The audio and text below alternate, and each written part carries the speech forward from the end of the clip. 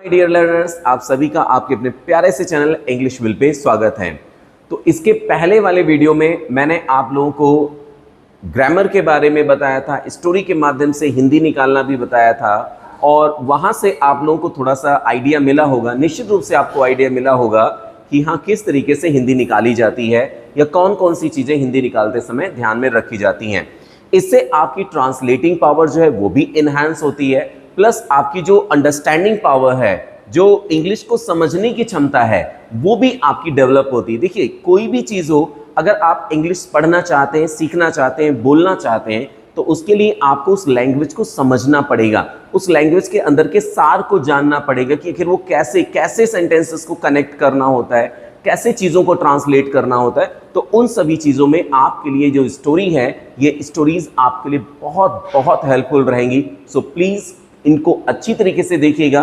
कहीं पर भी कोई डाउट हो तो आप एक बार फिर से वीडियो को बैक करके देख सकते हैं। तो चलिए आज शुरू करते हैं अपनी नेक्स्ट स्टोरी। तो क्या है वो? सम नॉटी बॉयज, बहुत बहुत इजी है। Some naughty boys were playing near a pond. और एक चीज मैं यहाँ पे क्लियर कर दूं कि आप लोगों को जो इस स्टोरी में मैं ज्यादा से ज्यादा पास्ट के बारे में बताऊंगा, कैसे ज्यादातर पास्ट कैसे कनेक्ट होता रहता है, किस तरीके की चीजें उसमें होती हैं, समझिएगा। तो some naughty boys were playing near a pond. Some naughty boys, कुछ शरारती बच्चे, were playing near a pond. Some means कुछ, नॉटी मीन्स शरारती, बॉयज लड़के, वर थे, प्लेइंग खेल रहे, नियर, नियर का मतलब क्या होता है? पास में या बगल में या नजदीक। अब पॉन्ड, पॉन्ड का मतलब क्या होता है? तालाब। तो इसकी हिंदी क्या हुई?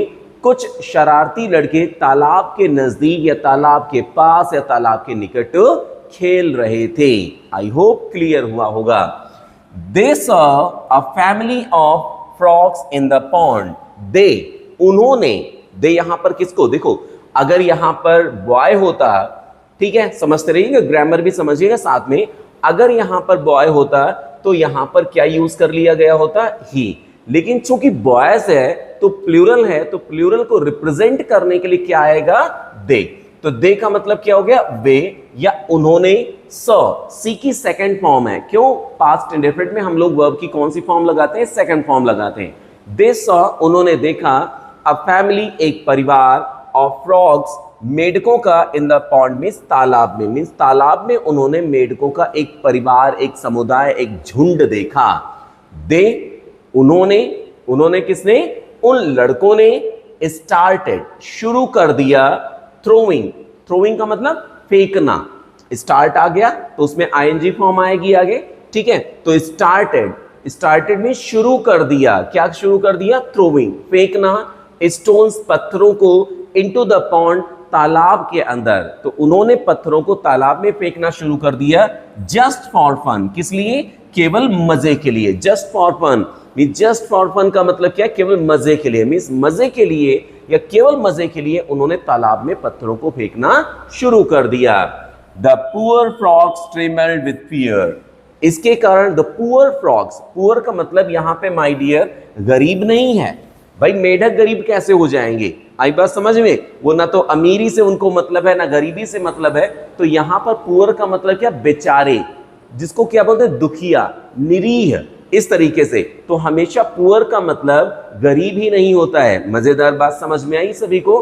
पुअर का मतलब हमेशा गरीब ही नहीं होता है, सेंस पर डिपेंड करेगा। अब गरीब मेढक नहीं, बेचारे मेढक, ट्रेमेल्ड, कांपने लगे, फियर मींस डर से। जितने भी मेढक थे उस तालाब के, मतलब जब लड़कों ने उसमें पत्थर फेंकने शुरू किए तो जो मेढक थे वो डर के मारे क्या होने लगे? कांपने लगे। They started moving here and there. अब ये देखो, जैसे ये देखो पत्थर फेंक रहे हैं तो क्या हुआ? दे, उन्होंने। अब यहां पर बेटा दे किसके लिए आ गया? माय डियर्स, यहां पर दे आ रहा है फ्रॉग्स के लिए। यहां पर दे किसके लिए आया था? बॉयज के लिए, क्योंकि बॉयज भी प्लूरल है, उसी तरीके से फ्रॉग्स भी प्लूरल है, इसीलिए यहां पर दे का यूज किया गया। दे स्टार्टेड, स्टार्टेड मतलब उन्होंने शुरू कर दिया। मूविंग, हिलना डुलना, हियर एंड देयर, इधर उधर, टू सेव देमसेल्फ। देमसेल्व्स का मतलब होता है स्वयं को बचाने के लिए। यहाँ पे देमसेल्व्स का मतलब स्वयं को लिए या खुद के लिए। तो उन्होंने क्या किया, उन्होंने खुद को बचाने के लिए तालाब में इधर उधर भागना, तालाब में इधर उधर होना शुरू कर दिया। अब फिर से यहां पे समझिएगा, सेल्फ अगर किसी के साथ में भी लगा है या सेल्फ किसी के साथ में भी लगा है तो उसका मतलब होता है स्वयं या खुद। जी हाँ, क्या मतलब है, स्वयं या खुद। अब ये यहां पर कौन सी फॉर्म यूज की गई, ये यहां पे रिफ्लेक्सिव प्रोनाउन यूज किया गया है। सेल्फ या सेल्स वाली फॉर्म का मतलब क्या होता है, स्वयं या खुद। तो इसीलिए इसकी हिंदी क्या निकली, उन्होंने वे एक इधर उधर आवागमन करने लगे। क्यों करने लगे, अपने आप को बचाने के लिए। सीइंग दिस, सीइंग का मतलब देखकर, दिस मतलब इसको, ये देखकर यहां पर पार्टिसिपल का यूज हुआ है, देखकर। तो दिस मतलब यह, तो यह देखकर the boys became very happy, the boys लड़के बिकेम हुए वेरी बहुत ही हैप्पी खुश या प्रसन्न। ये देखकर लड़के बहुत ही खुश हुए। भाई वो लगातार पत्थर फेंक रहे थे तो ये देखकर वो बहुत ही खुश हो गए। सो इसलिए, यहां पर सो का मतलब क्या है, इसलिए दे उन्होंने थ्रू फेंके मोर स्टोन्स और पत्थर एट द मिस, उन पे ऊपर या उनके ऊपर। मतलब जब उनको बहुत मजा आने लगा, मेढक इधर उधर उछल कूद बेचारे मचाने लगे, ये देखो जैसे कूदने लगे इधर उधर, तो लड़कों को ये देखकर बड़ा मजा आ गया। इसलिए उन्होंने क्या किया, और पत्थर फेंकने शुरू किए। तो इसलिए क्या बता रहा है, परिणाम। तो अगर कहीं पर भी आपको इसलिए यूज करना है तो वहां पर आप क्या यूज करोगे, सो आ जाता है, देयरफॉर आ जाता है, हेंस आ जाता है, ठीक है, कंसिक्वेंटली भी यूज किया जाता है। तो ये परिणाम के लिए यूज किए जाते हैं। तो इसलिए उन्होंने उनके ऊपर और अधिक पत्थर फेंके। आई होप क्लियर हुआ होगा। एट लास्ट, अब अंत में, एट लास्ट मीन्स आखिरकार या अंत में, one of the bravest and oldest frogs came out of the water. One, एक ऑफ द ब्रेवेस्ट, सबसे बहादुर और सबसे बूढ़ा जो मेढक था, केम आया, आउट बाहर, ऑफ द वाटर मीन्स पानी के। जब कभी भी वन ऑफ का यूज किया जाए माय डियर्स, तो याद रखिएगा उनमें से एक इसका मतलब होता है, मतलब उस पार्टिकुलर उस ग्रुप से एक। आई बात समझ में? जब कभी भी आप न्यूज़पेपर पढ़ रहे हो, मैगजीन पढ़ रहे हो, स्टोरी पढ़ रहे हो, आर्टिकल पढ़ रहे हो, कुछ भी पढ़ रहे हो, अगर उसमें वन ऑफ द का यूज हुआ है तो इसका मतलब होता है उनमें से एक। तो देखिएगा, at last one of the bravest and oldest, और ये सुपरलेटिव फॉर्म बनाते हैं तो इसलिए यहां पे सुपरलेटिव डिग्री लगी हुई है। तो उनमें से जो सबसे बहादुर था, सबसे बूढ़ा जो मेढक था, वो पानी के बाहर आया।